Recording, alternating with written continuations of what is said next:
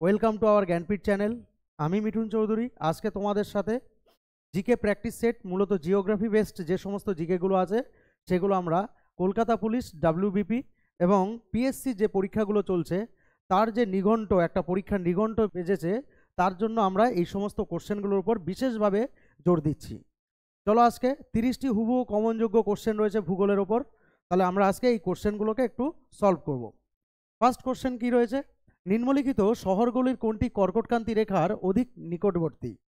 দেখো, কোশ্চেনটা যেখানে এসেছিল ডাব্লিউবিসিএস মেইনের 2015 সালের কোশ্চেন। প্রত্যেকটা কোশ্চেন কোনো না কোনো এক্সামে এসছে, আর প্রত্যেকটা কোশ্চেনই অনেক বড় বড় এক্সামের মধ্যে এসেছিল।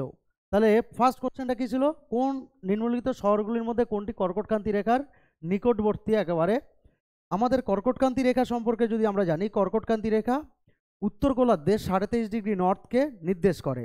আমাদের ভারতবর্ষের 8টি রাজ্যের মধ্য দিয়ে কর্কটক্রান্তি রেখা অতিক্রান্ত। এই 8টি রাজ্যের মধ্যে আমাদের পশ্চিমবঙ্গ একটি রয়েছে। পশ্চিমবঙ্গের এখানে যে অপশানটা রয়েছে কলকাতা, কলকাতার একেবারে নিকটবর্তী হলো গিয়ে কর্কটক্রান্তি রেখা অতিক্রান্ত হয়েছে। তাহলে অ্যান্সার কি হবে? কলকাতা। তাহলে কর্কটক্রান্তি রেখা কতগুলো রাজ্যের মধ্য দিয়ে গেছে? 8টি। নেক্সট কোশ্চেনে চলে যাই। নিম্নলিখিত কোন রাজ্যগুলি চীনের সঙ্গে সীমানা আছে? 4টে রাজ্যের নাম দেওয়া হয়েছে। দেখো, জম্মু কাশ্মীর, সিকিম, অরুণাচল প্রদেশ, হিমাচল প্রদেশ। তাহলে এখানে উত্তর কি হবে? দেখো, প্রত্যেকটা অপশান এখানে রয়েছে, তার মধ্যে অপশান 4 ডি। তার মানে 1, 2, 3, 4 চারটেই কিন্তু এখানকার সীমানা রয়েছে হলো গিয়ে চীনের সঙ্গে সীমানা শেয়ার করেছে। জম্মু কাশ্মীর, সিকিম, অরুণাচল প্রদেশ, হিমাচল প্রদেশ। পরে কোশ্চেন কি রয়েছে? নিম্নলিখিত কোন কেন্দ্রশাসিত অঞ্চলে শিক্ষার হার সর্বোচ্চ? মনে রাখতে হবে, আমাদের যে অপশানগুলো রয়েছে তার উপর বেস করে কিন্তু আমাদের উত্তর হবে। অ্যান্সার কিন্তু অন্যরকমও হতে পারে যদি কোশ্চেনের অপশান অন্যরকম থাকে।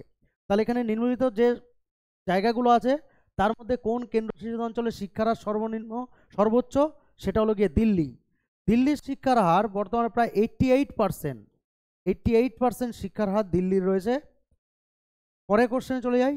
পক প্রণালী ভারতকে কোন দেশ থেকে বিচ্ছিন্ন করেছে? পক প্রণালী আমরা অনেকেই জানি, ছোটবেলা থেকে আমরা পড়ে আসি।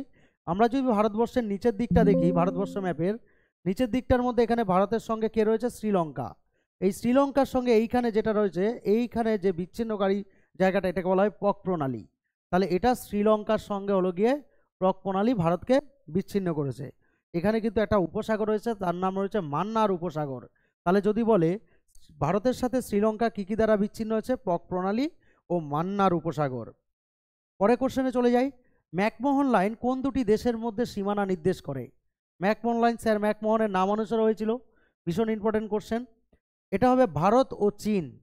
ভারত এবং চীনের সঙ্গে হলো গিয়ে ম্যাকমোহন লাইন। যদি বলে ম্যাকমোহন লাইনটা ভারত চীনের সঙ্গে কোথায় নির্দেশ করে, তাহলে কিন্তু হবে আমাদের একদম পূর্বতম যে রাজ্যটা, তার নাম হলো গিয়ে অরুণাচল প্রদেশ। এই অরুণাচল প্রদেশের এই জায়গা দিয়ে হলো গিয়ে ম্যাকমোহন লাইনটাকে নির্দেশ করা হয়। তাহলে ম্যাকমোহন লাইন ভারত এবং চীনের সাথে সীমানা নির্দেশ করে। বলছে কোনটি সম্পূর্ণ স্থলবেষ্টিত রাজ্যের উদাহরণ? স্থলবেষ্টিত রাজ্য কোনগুলো? আমাদের ভারতবর্ষের 3 দিক জলভাগ দ্বারা যুক্ত। তোমরা যদি দেখো এখানে যে 3 দিক, এদিকে আছে বঙ্গোপসাগর, এই দিকে আছে আরব সাগর, আর নিচে আছে ভারত মহাসাগর। তাহলে 3 দিক জলভাগ দ্বারা যখন যুক্ত হয়েছে ভারতবর্ষের, তাহলে তার স্থলবেষ্টিত রাজ্য সম্পূর্ণভাবে, অর্থাৎ ভেতরের কোনো রাজ্য রয়েছে যেটা একেবারে স্থলবেষ্টিত। কোনো গুজরাট, এইখানে গুজরাট, তার মানে উপকূল রেখা রয়েছে তার। অন্ধ্রপ্রদেশ, অন্ধ্রপ্রদেশ রয়েছে এই জায়গার মধ্যে অন্ধ্রপ্রদেশ, তাহলে তারও উপকূল রেখা রয়েছে। পশ্চিমবঙ্গ, পশ্চিমবঙ্গে আমরা জানি নিচের দিকে পুরো সুন্দরবন অঞ্চল যেখানে রয়েছে তারও উপকূল রেখা রয়েছে। তাহলে বিহার, বিহার হলো গিয়ে স্থলবেষ্টিত রাজ্যের এইখানে অপশান অনুযায়ী উদাহরণ। নেক্সট চলে যাই। নিচের কোন প্রণালী কার নিকোবর ও লিটল আন্দামান দ্বীপকে পৃথক করেছে? 9 degree channel, 8 degree channel, 10 degree channel, 7 degree channel, অর্থাৎ নিকোবর এবং লিটল আন্দামান। তাহলে এটা হবে 10 ডিগ্রি চ্যানেল। 10 ডিগ্রি চ্যানেল এই দুটোকে দ্বীপকে পৃথক করেছে। পরে কোশ্চেনে চলে যাই। ভারতের কোন রাজ্যের উপকূল রেখা দীর্ঘতম? আমরা একটু আগেই আলোচনা করছিলাম যে উপকূল রেখা দীর্ঘতম কোন রাজ্যের। আমরা যে ম্যাপটা এঁকেছিলাম, ম্যাপটার মধ্যে দেখবে এরকম করে একটা পোর্শন রয়েছে, অর্থাৎ এই জায়গাটা, যেটা কিনা আমাদের মূলত গুজরাট রাজ্যকে নির্দেশ করে। এই গুজরাট রাজ্যটাকে যদি আমরা দেখি, এই রাজ্যের উপকূল রেখা এই অঞ্চল থেকে, অর্থাৎ কচ্ছের রণ যেখানে আছে, কচ্ছের রণ থেকে শুরু করে একেবারে খাম্বাত উপসাগর পর্যন্ত বিস্তার। এই রাজ্যটাই হলো গিয়ে, গুজরাট হলো গিয়ে ভারতবর্ষের সবথেকে বড় উপকূল রেখা যুক্ত দীর্ঘতম রাজ্য। নেক্সট কোশ্চেনে, ভারতীয় রাজ্যসমূহের কোন জোড়াটি পূর্বতম ও পশ্চিমতম রাজ্যকে নির্দেশ করে? আমরা কিন্তু যখন কোশ্চেন আমাদের ইজি মনে হয় তখন আমরা খুব ফাস্ট অ্যান্সার করার চেষ্টা করি, কিন্তু মনে রাখবে অ্যান্সার করতে গিয়ে যাতে তোমাকে একটু ঠিকঠাকভাবে তোমাকে একটু দেখে নিতে হবে আগে, কিন্তু না হলে কিন্তু হয়তো অল্প ক্ষণিকের জন্য তোমার পুরো কোশ্চেনটাই ভুল হয়ে যেতে পারে। ইজি কোশ্চেন, কিন্তু দেখে শুনে কিন্তু তোমাকে অপশানটাকে গোল করতে হবে। তাহলে এখানে পূর্বতম এবং পশ্চিমতম, পূর্বতম যদি আমরা দেখি সেটা হবে অরুণাচল প্রদেশ, পশ্চিমতম যদি দেখি সেটা হবে গুজরাট। তাহলে পূর্বতমকে অরুণাচল প্রদেশ, পশ্চিমতম গুজরাট। 2011 সালের জনগণনা অনুযায়ী ভারতের সাক্ষরতার হার কত ছিল? ইজি কোশ্চেন, 2011 সালের জনগণনা আমাদের পড়তে হচ্ছে, সেটা হলো গিয়ে 74.04%। যদিও সেটা 2011 সাল, আজকে আমরা দাঁড়িয়ে আছি 2024 সালে। এই পরিসংখ্যানটা অনেকটাই চেঞ্জ হবে। আগামী মাস থেকে জনগণনা শুরু হচ্ছে, যেটাকে না, জনগণনা অলরেডি শুরু হয়ে গেছে। তাহলে এই জনগণনা শুরু হবে, প্রায় 18 মাস ধরে এই জনগণনা চলবে। আশা করি আমরা প্রায় 2025 সাল বা 26 সালের প্রথম দিকে আমরা নতুন জনগণনার হিসেব পেয়ে যাব। তাহলে আমাদের এই 2011 সালের জনগণনা অনুযায়ী শিক্ষার হার ভারতের কত ছিল? 74.04%। একটু মাথায় রাখবে, আমরা যেহেতু ওয়েস্ট বেঙ্গল অধিবাসী, আমাদের ছিল গিয়ে 77.08%। 77.08% হলো গিয়ে শিক্ষার হার ভারত, পশ্চিমবঙ্গের ক্ষেত্রে। আর ভারতের ক্ষেত্রে সর্বাধিক শিক্ষিত রাজ্য কেরালা। কেরালায় প্রায় 94% শিক্ষার হার রয়েছে, 93.91% শিক্ষার হার, প্রায় 94% শিক্ষার হার রয়েছে কেরালার। পরে কোশ্চেনে চলে যাই, 2011 সালের জনগণনা অনুযায়ী ভারতের কোন রাজ্যের লিঙ্গ অনুপাত সর্বনিম্ন? লিঙ্গ অনুপাত কোনটা? 1000 পুরুষ প্রতি আমাদের যে নারী থাকে ভারতবর্ষের ক্ষেত্রে, এটা কত? 940। এটাকে বলি আমরা লিঙ্গানুপাত বা সেক্স রেশিও। এই সেক্স রেশিও ভারতবর্ষের ক্ষেত্রে 1000 পুরুষে 940 জন। তাহলে এখানে বলেছে সর্বনিম্ন কোথায়, সেটা হবে হরিয়ানা রাজ্য। হরিয়ানা রাজ্যে 1000 পুরুষ প্রতি নারীর সংখ্যা 877, অনেকটাই কম। তাহলে এটা হলো গিয়ে সর্বনিম্ন লিঙ্গানুপাত যুক্ত রাজ্য হরিয়ানা। নেক্সট কোশ্চেনে চলে যাই, নিচের কোন দ্বীপপুঞ্জ দুটি 10 ডিগ্রি চ্যানেল দ্বারা পরস্পর থেকে পৃথক করেছে? আমরা একটু আগেও পেয়েছিলাম। তাহলে এটা স্টেট কার্ড আমরা দিলাম আন্দামান ও নিকোবর। আন্দামান ও নিকোবর দ্বীপপুঞ্জ দুটো 10 ডিগ্রি চ্যানেল দ্বারা বিচ্ছিন্ন রয়েছে। নিচের কোথায় প্রবাল প্রাচীর দেখা যায়? আন্দামান নিকোবর, কচ্ছ উপসাগর, মান্নার উপসাগর, সুন্দরবন। তাহলে এখানে অপশান দেখো এ বি সি করে দেওয়া রয়েছে। এখানে সুন্দরবন যেটা রয়েছে আমাদেরই পশ্চিমবঙ্গের বৃহত্তম ম্যানগ্রোভ অরণ্য, এখানে কোনো রকম প্রবাল প্রাচীর দেখা যায় না। বাকি 3টে জায়গাতেই কিন্তু অল্প স্বল্প প্রবাল প্রাচীর রয়েছে। তোমরা জানো প্রবাল যেটা সমুদ্রের মধ্যে পাওয়া যায়, এক রকমের কীট জাতীয়, যা আমরা অনেকেই আবার বিভিন্ন কারণবশত সেটাকে পরিধান করি হাতের মধ্যে, বা অনেকেই গলার মধ্যে পরিধান করে চেনের সঙ্গেও। তাহলে এইখানে এই প্রবালটা মূলত যেটা হয় সেটা কিন্তু একটা জীব এবং প্রাণী। তোমরা অনেকে উদ্ভিদের মতো, কিন্তু অনেকটা তারা কিন্তু এক জায়গা থেকে আরেক জায়গায় যেতে পারে না, একটা উদ্ভিদের মতো, কিন্তু ওরা প্রাণী। ঠিক আছে, তাহলে এক জায়গায় দাঁড়িয়ে থেকেই প্রবাল প্রাচীর বংশ বিস্তার করে। নেক্সট, ভারতীয় সময় আইএসটি গণনা করা হয় কাকে অনুসরণ করে? অপশান অনুযায়ী দেখো, এলাহাবাদে অবস্থিত 82 ডিগ্রি 30 মিনিট পূর্ব দ্রাঘিমা অনুযায়ী, দিল্লিতে অবস্থিত 82 ডিগ্রি 30 মিনিট। আশা করি উত্তরটা অনেকেই জানো, আমাদের আইএসটি বলতে Indian standard time. Indian standard time এলাহাবাদে অবস্থিত 82 ডিগ্রি 30 মিনিট পূর্ব দ্রাঘিমা। পরীক্ষায় যদি কোশ্চেনটা আসে অবশ্যই কিন্তু 82 ডিগ্রি 30 মিনিটের সাথে পূর্ব দেখবে, কারণ ভারতবর্ষ পূর্ব গোলার্ধের দেশ, তাই আমাদের 82 ডিগ্রি 30 মিনিট পূর্ব হবে। নেক্সট কোশ্চেনে চলে যাই, ডানকান প্রণালী নিম্নলিখিত কোন দুটি দ্বীপের মাঝে রয়েছে?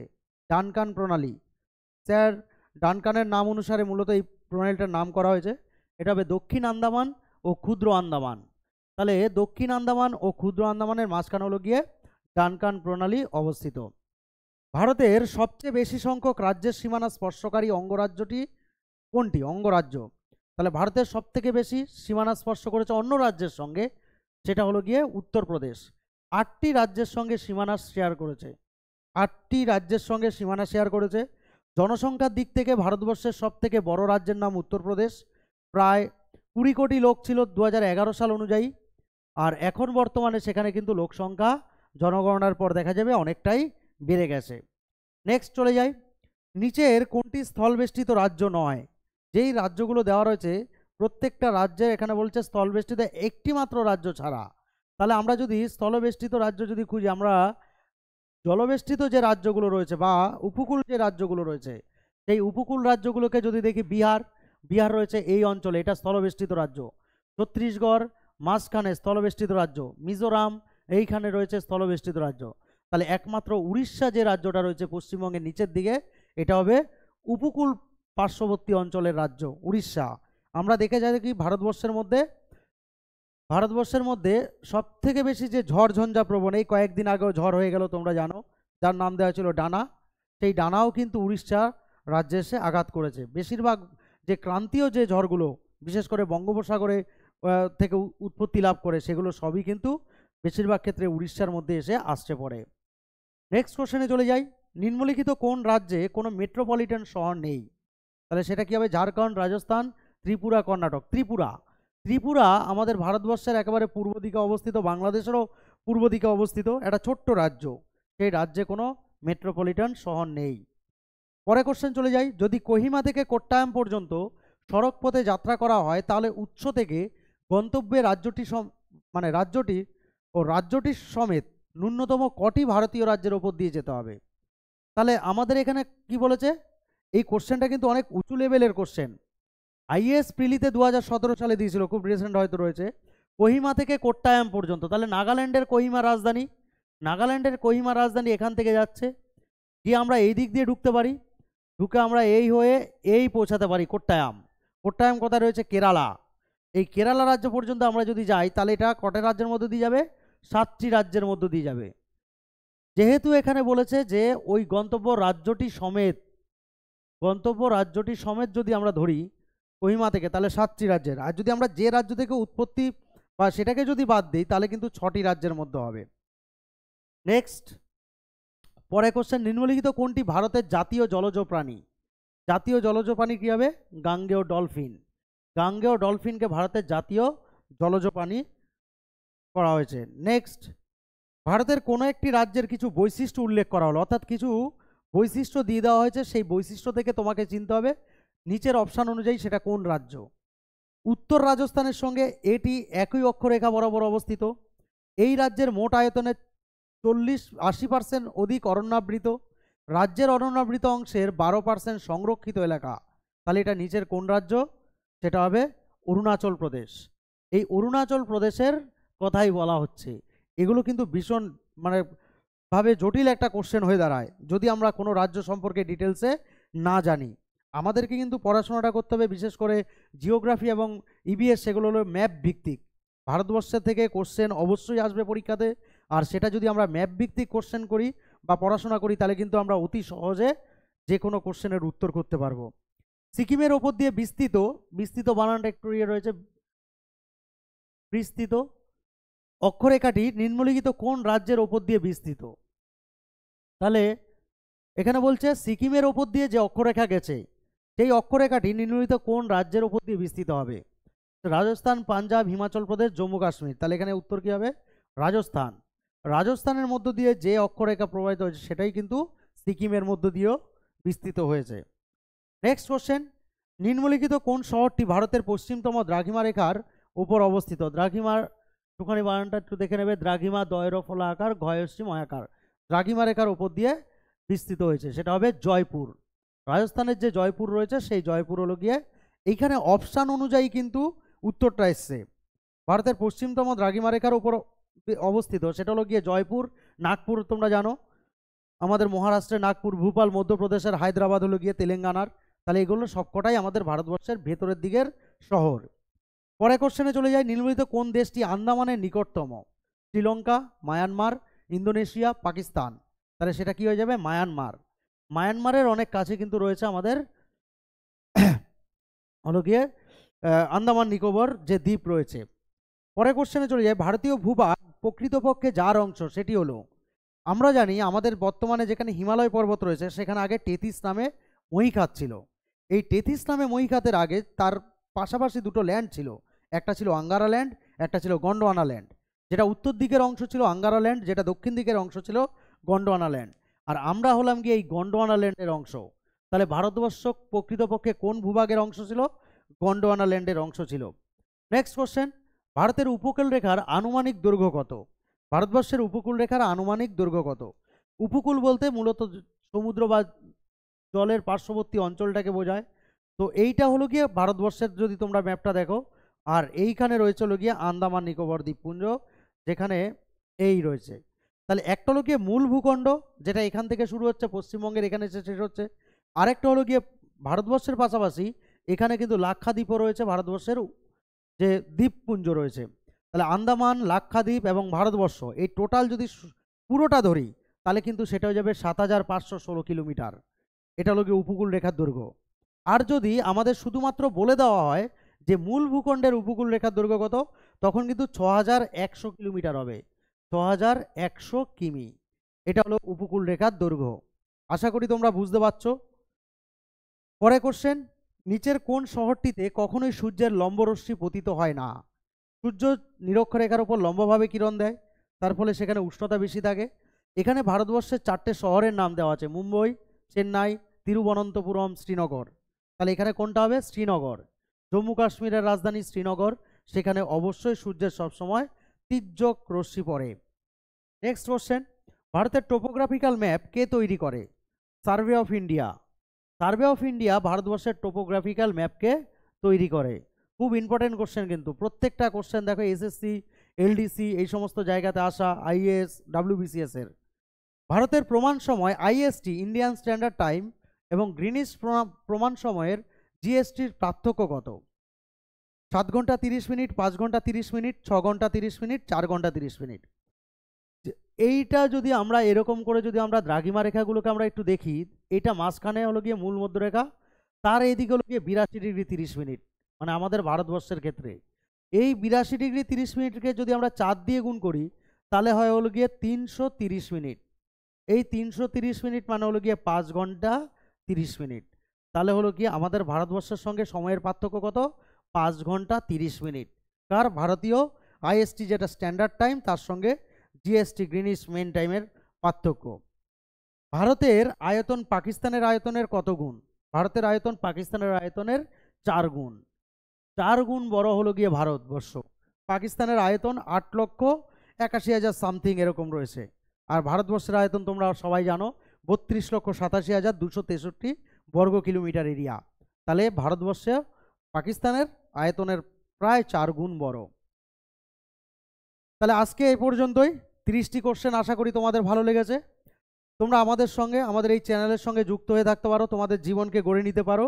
আমরা পরপর তোমাদের বিভিন্ন বিষয়ে, বিভিন্ন সাবজেক্টে যে সমস্ত ভিডিওগুলো আমরা দিয়ে থাকি, তোমরা আমাদের এই চ্যানেলগুলোকে ফলো করতে পারো। আর কোনো কোয়ারি থাকলে এই নাম্বারে অবশ্যই যোগাযোগ করতে পারো। আমাদের অনলাইন ব্যাচের পাশাপাশি আমাদের offline batch HSC Haringhata study circle খুব সুন্দরভাবে নিজ নিয়মে এগিয়ে চলেছে। আমাদের এখান থেকে অনেক কৃতি স্টুডেন্ট যারা আজকে ভারতবর্ষ বিভিন্ন কর্মক্ষেত্রে নিযুক্ত রয়েছে। সঙ্গে থাকো, ভালো থাকো, সুস্থ থাকো।